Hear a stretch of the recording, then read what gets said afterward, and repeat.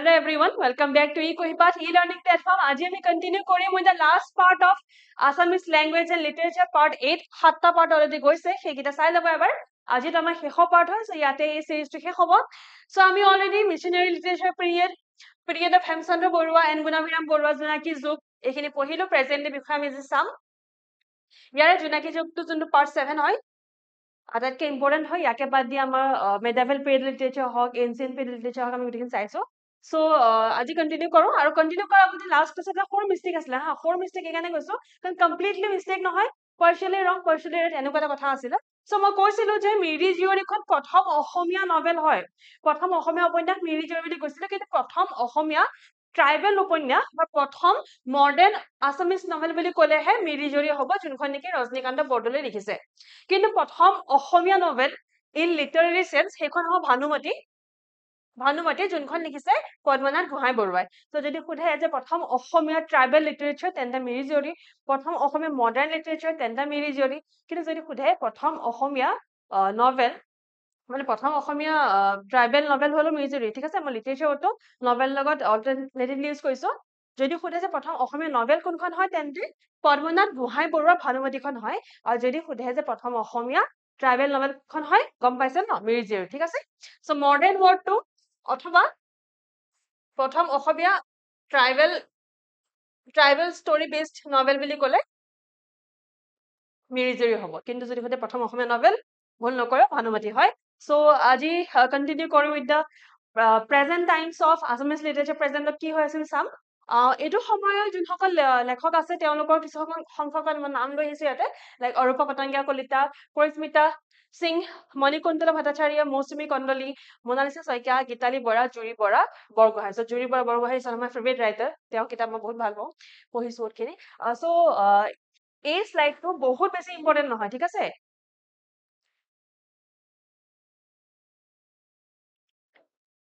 এই শ্লাইডটোৰ লগত পৰীক্ষাত কুৱেশ্যন আহিব with this kind of things, যে সাহিত্য একাডেমী বঁটা কেতিয়া, কোনে পাইছে, কোনখন কিতাপৰ কাৰণে পাইছে, ঠিক আছে।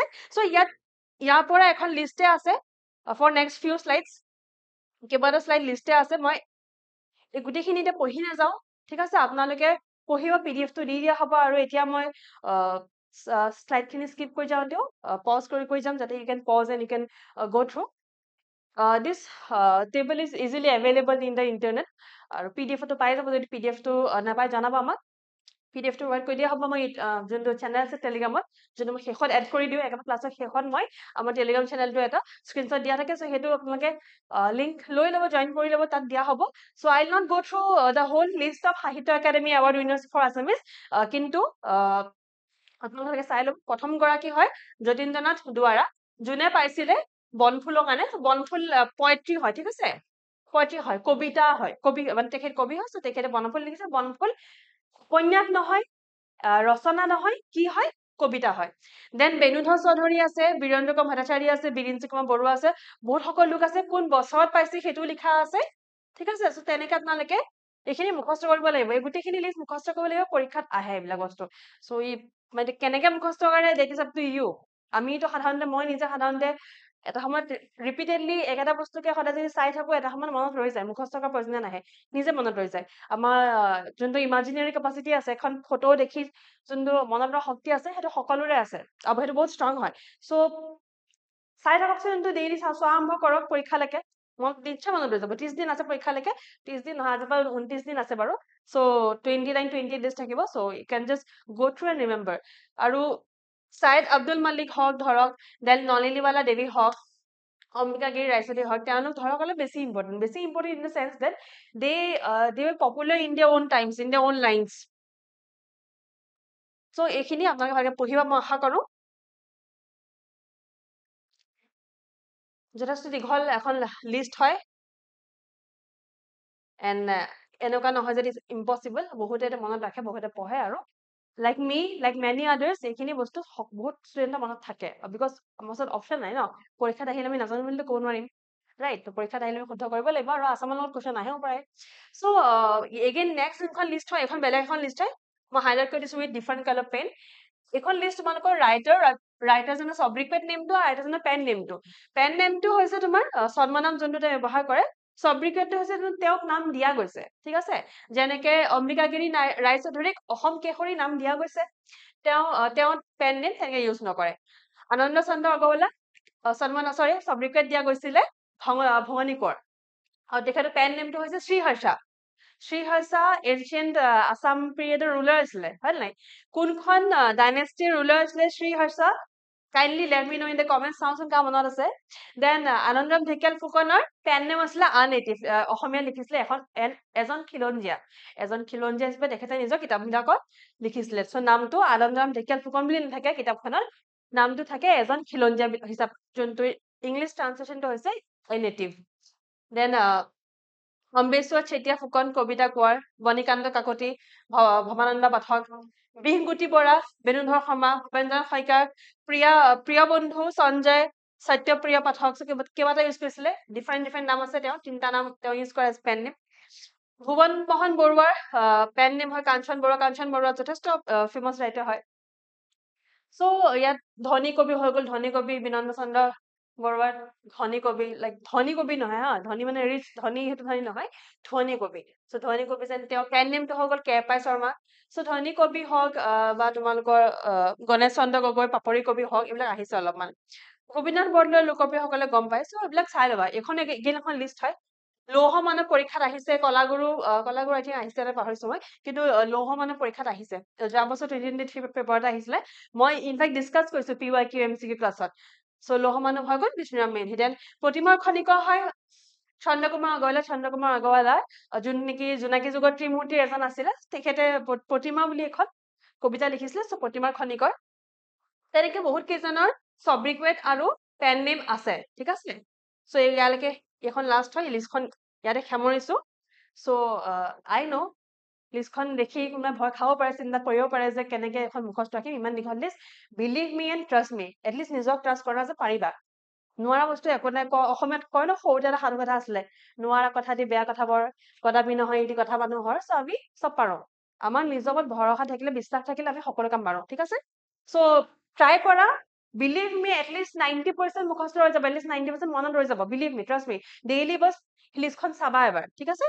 Then Assam valley literary award আৰু এটা এৱাৰ্ড হয় যোনটো দিয়া হয় 1990ত, এইটো কনচিভ কৰা হৈছিল বাই উইলিয়ামছন মেগৰ এডুকেশ্যন ট্ৰাষ্ট। চ' উইলিয়ামছন মেগৰ এটা টি কোম্পানী আছিলে, তেওঁলোকে কনচিভ কৰিছিলে 1990 চনত to honour creative writers who have enhance Assamese literature. So' 2017লৈকে বহুত কেইজন লেখকে পাইছে। মই 1990 পৰা 1993 লৈকে আনিছো, তাৰপৰা 2015 পৰা 17লৈকে আনিছো, মাজৰ সংখ্যখিনি মই অনা নাই। আছাম ভেলী লিটাৰেৰী এৱাৰ্ড বহুত সংখ্যক লোকে পাইছে। ইনফেক্ট ইয়াৰ মাজতে বহুতখিনি লেখক আছে যোনসকল ধৰক বহুত ফেমাছ হয়, জানে আপোনালোকে। বহুতখিনি লেখক আছে ইয়াত জড়িত। চ' ইয়াত অকল মই এইখিনিয়ে লৈ আহিছো বিকজ যে এইখন আগৰ লিষ্টখন দেখি আকৌ যদি মই আছাম ভেলী লিটাৰেৰী এৱাৰ্ডৰ উইনাৰ্ছ সকলৰ ইয়াৰ লিষ্টখন লৈ সকলোৱে ভয় খাব, সেইকাৰণে মই অনা নাই। যদি লাগে let me know, in fact you can just go to Google and type the Assam Valley Literary Awards winners, so তোমালোকে পাই যাবা। যদি কিবা অসুবিধা হয় বা you want me to give it to you, then মই নিজে এখন PDF বনাই দি দিম, ঠিক আছে? just let me know. so মই কেইটামান আনিছো, কিন্তু বহুত কেইজন আছে, ঠিক আছে? So' Assam valley literary award 1990 Williamson Magor education trust, য'ত উইলিয়ামছন মেগৰ এটা টি কোম্পানী আছিলে, ঠিক আছিলে? Next Jnanpith award. Jnanpith award important হয় আমাৰ। মই অসমত 3জনে পাইছে। প্ৰথম নাম পাইছিলে 1979ত বীৰেন্দ্ৰ কুমাৰ ভট্টাচাৰ্য পাইছে। বীৰেন্দ্ৰ কুমাৰ ভট্টাচাৰ্য তেখেতে আমাৰ সাহিত্য সভাৰ একাডেমি এৱাৰ্ডো পাইছে, ঠিক আছে? বীৰেন্দ্ৰ কুমাৰ ভট্টাচাৰ্য ইয়াৰঙা। এই বীৰেন্দ্ৰ কুমাৰ ভট্টাচাৰ্যই পাছলে তেখেত প্ৰথম অসমীয়া হয় যোনে নেকি জ্ঞানপীঠ বঁটা পায়। First Assamese to get Jnanpith award 1979 পাইছে। মামণি ৰয়চম গোস্বামী 2000ত পাইছে তেখেতে। দেন একেবাৰে শেষত নীলমণি ফুকনে পাইছে 2020ত, নিউজত আছিলে। দেন লক্ষ্মীনাথ বেজবৰুৱা হওক বা অন্য আমাৰ যোনখিনি কবি আছে, চ' আমি 4-5জন কবিৰ বিষয়ে 4-5জন কবিতা নহয়, কবি বুলি ক'লে ভুল হ'ব, 4-5জন important personalities of Assamese literature. চ' তেওঁলোকৰ বিষয়ে আমি অলপ চাই লওঁ। তাৰ ভিতৰতে মই লক্ষ্মীনাথ বেজবৰুৱা কিয় আগতে লৈ আহিলে, লক্ষ্মীনাথ বেজবৰুৱাই ইমানখিনি লিখি গৈছে যে আজি গোটেইখিনি মই আনিব পৰা নাই, সিমানখিনি আছে। মই আজি অকল তেওঁ মষ্ট ইম্পৰ্টেণ্ট খিনি মই নিজে চালি জাৰি আনিছো। চ' লক্ষ্মীনাথ বেজবৰুৱাৰ লগত বিষয়ে অলপ ভালকে চাই লওঁ, ঠিক আছে? কুৱেশ্যন আহেই তেওঁৰ ওপৰত সাধাৰণতে। আৰু 2-3জন মান আছে। চ' লক্ষ্মীনাথ বেজবৰুৱা বৰ্ণ নহয়, বৰ্ণ ডেটটো মই ইম্পৰ্টেণ্ট নহয়। লক্ষ্মীনাথ বেজবৰুৱা কোৱা হৈছে তেখেত লক্ষী পূৰ্ণিমাৰ দিনা জন্ম হৈছিল বুলি কোৱা হয়, সেইকাৰণে নামটো লক্ষ্মীনাথ বেজবৰুৱা। একজেক্ট বাৰ্থ ডেটটো নাজানে কোনো। চ' তেওঁক টাইটেল দিছিলে ৰসৰাজ। টাইটেলটো দিয়াৰ বছৰ হৈছে 1931 আৰু 29 ডিচেম্বৰত ৰসৰাজ টাইটেলটো দিছিলে। ক'ত দিছিলে? শিৱসাগৰৰ অসম সাহিত্য সভাৰ ছেছনত দিছিলে শিৱসাগৰত। অট'বায়োগ্ৰাফী দুখন আছে, মোৰ জীৱন সোঁৱৰণ, আৰু এখন হৈছে পত্ৰলেখা দিল লেখা। This is kind of A diary, ঠিক আছে? পত্ৰলেখা দিল লেখা মষ্টলি এইখনেই মানুহে জানে, মোৰ জীৱন সোঁৱৰণ। অট'বায়োগ্ৰাফী নিজে লিখিছে। সাহিত্যৰ্থীৰ যোনটো টাইটেল ইউজ কৰা হয় প্ৰথমবাৰৰ বাবে তেওঁৰ কাৰণে ইউজ কৰিছিলে যেতিয়া লক্ষ্মীনাথ বেজবৰুৱাৰ কাৰণে এখন ফেলিচিটেশ্যন লেটাৰ পঠাইছিলে, এখন চিঠি পঠাইছিলে অসম সাহিত্য সভাই। সেই চিঠিখনত তেওঁৰ নামৰ আগত সাহিত্যৰ্থী শব্দটো লগাই দিছিলে, সেইকাৰণে কোৱা হয় যে Sahityarathi was used for the first time for Bezbaroa.